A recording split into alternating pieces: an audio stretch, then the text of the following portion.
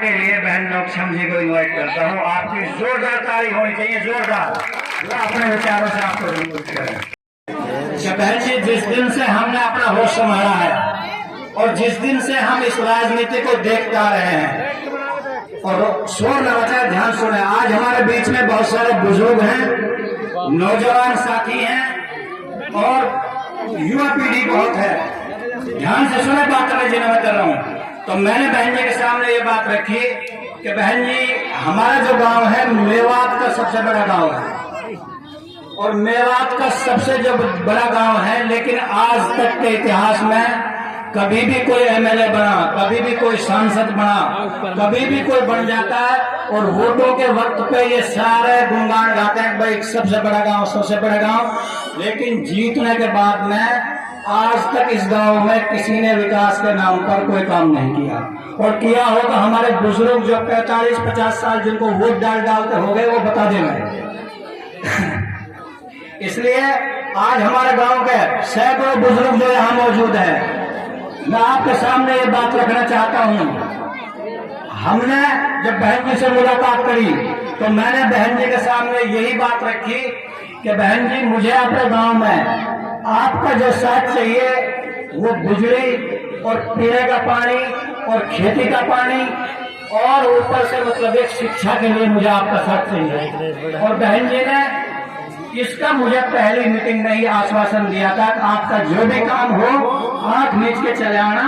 और वो मैं तैयार ही करने के लिए। इसके लिए हमारे बीच में जितना मजमा यहाँ बैठा है, आपकी जानकारी के लिए बता दूं, बहन जी के लिए मैंने गांव में 5 ट्रांसफार्मर रखने के लिए बोला, बिजली के 5 ट्रांसफार्मर रखने के लिए बोला। बहन जी ने ऑन द टाइम, उसी टाइम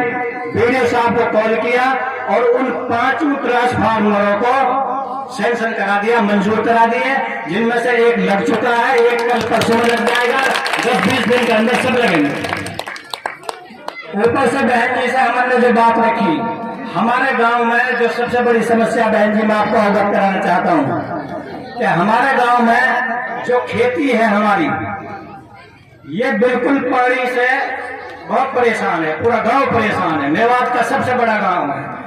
और बहन जी, एक नारा जाता है जो नई वाला नारा, हमारी आपसे हाथ जोड़ के ये अपील है कि उस नारे में अगर एक ठोकर लग जाए थोड़ी आगे चल के,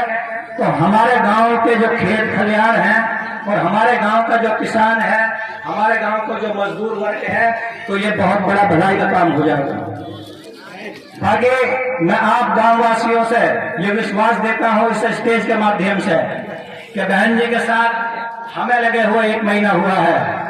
और आप हमारे बुजुर्ग जितने यहाँ बीच में बैठे हो, मुझे जहां तक पता है, बाकी आप लोगों को पता होगा, मैंने जो 1 महीने में बहन जी से फायदा उठाया, आज तक किसी विधायक, किसी राजनेता से वो फायदा नहीं देखा। इसलिए आप बिल्कुल दिल खोल करके बहन जी के विचार सुने और तसल्ली से सुने, और तसल्ली से सुन करके मैं कहता हूं कि राजनीति लोग करते हैं, अब अपनी अकल को थोड़ा सा जमाओ। लोग वोट के लिए यूज करते हैं, मुद्दों के लिए कभी कोई नहीं करता। हमारा जो मकसद है, मैं कभी राजनीति में नहीं रहा, मुझे कभी राजनीति के बारे में कुछ पता नहीं है, लेकिन मेरा जो आने का मकसद है वो सिर्फ यह है कि ग्राउंड लेवल पे ओरिजिनलिटी के साथ में कुछ काम गांव के जनता के लिए, गांव के गरीब के लिए, हर आदमी के दुख सुख में मैं शरीक हो सकूं। इसलिए मुझे आपका साथ चाहिए। आगे प्रोग्राम मैंने जो विचार मुझे रखने थे वो रख दिए। हमारे गांव में से अगर कोई भी बुजुर्ग, कोई भी समस्या गांव की, कोई भी बात अगर गांव की रखना चाहता है, तो कोई भी बुजुर्ग आ सकता है और वो स्टेज के माध्यम से बहन जी को अवगत कर रहे हैं। लेकिन बहन जी को जैसे ही उस जमात के बारे में अवगत कराया, बहन जी ने उसी टाइम तुरंत यहाँ डीसी नूह से फोन किया और डीसी नूह की जिम्मेदारी लगाई कि आप डीसी बेलगांव से फोन पर संपर्क करें। और जब वहाँ ये बात आई थी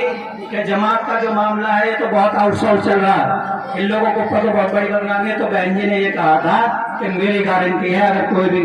गलत वो हो जाए, कोई हो जाए, तो वो गारंटर कौन होगा, तो बहन जी ने कहा था कि मैं गारंटर हूँ। वो हमारे सिंगार की जमात थी, शायद उस जमात के साथी हमारे होंगे।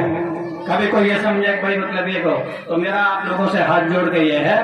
कि बात सुनो ध्यान से, अपनी कोई मांग है काम में रखो, कोई भी बुजुर्ग बातें एक बार यहाँ बहन जी के सामने रख सकता है। मैंने बाकी जो बातें वो रख दी, बाकी